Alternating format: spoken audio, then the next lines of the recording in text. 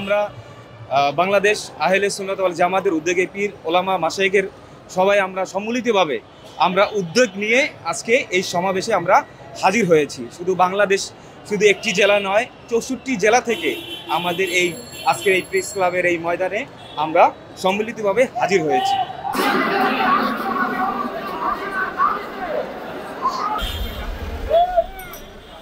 ফিলিস্তিনের পক্ষে, ফিলিস্তিনের প্রত্যেকটা জীবন অমূল্য এবং এটা মুসলিম উম্মার এই দায়িত্ব নিতে হবে। কেন নিতে হবে? আজকে যে ফিলিস্তিনিদের এইভাবে নির্বিচারে হত্যা হচ্ছে, এটার অবশ্যই প্রতিকার আমরা চাই বিশ্ববাসীর কাছে।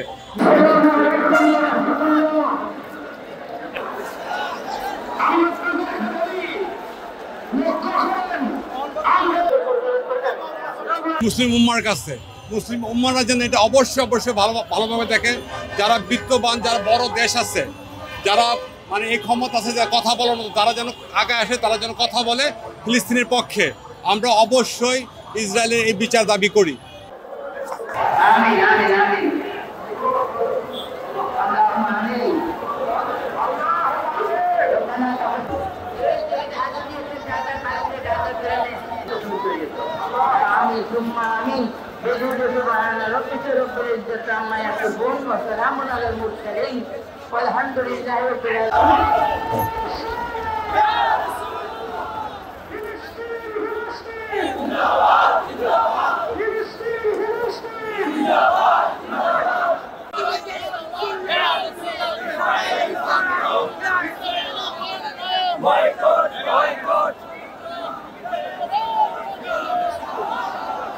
Follow us on Facebook.